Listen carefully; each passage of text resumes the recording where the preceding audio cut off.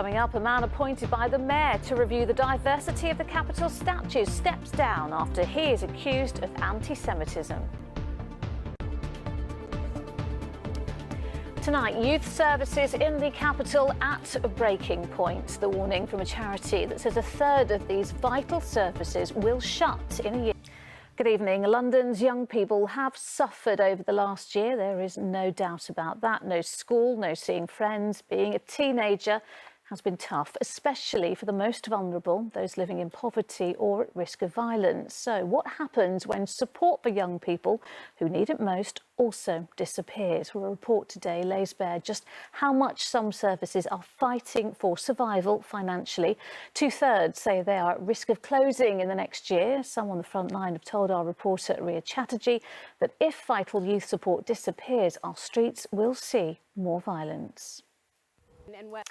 Well, the government says it recognises the vital role youth services play and are providing dedicated support to help them manage the impact of the pandemic on young people, including £250 million of dedicated support for youth organisations.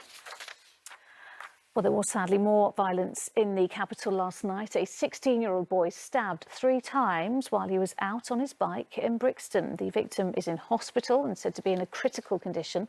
Our reporter Martin Stew has been in Brixton today, speaking to one man who tried desperately to help the boy. Next tonight, he was employed by the mayor as part of the controversial Statue Diversity Commission, but tonight Toyin Agbetu has resigned from his job over claims he made anti-Semitic comments online. Well, Chloe Keedy is at City Hall for us tonight. So, Chloe, this is pretty embarrassing for Sadiq Khan.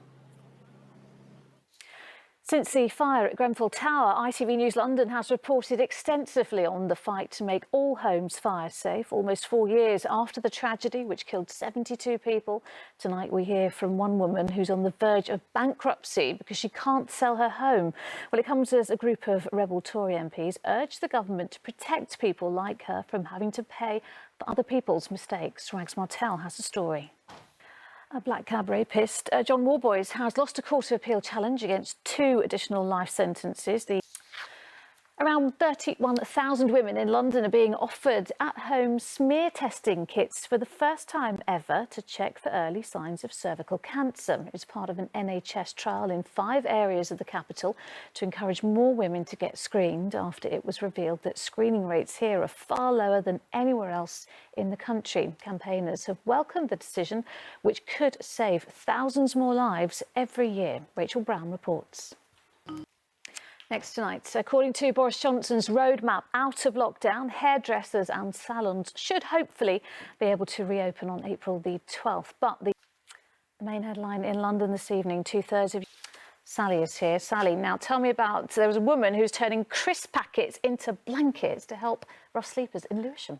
This is such a good idea. It's in Sussex. But today I met the lady who set up the Lewisham branch and she... Oh, Sally, what a great idea. But... do we need blankets at the moment? The weather is so warm, isn't it? Isn't it gorgeous? Yes. Isn't it? We had so much rain and now we're in like spring-like conditions. Might be a little... And that is it for now. I'll be back with the latest after ITV News at 10. Coming up, Mary with the ITV Evening News. But from me and the rest of the London team, bye-bye.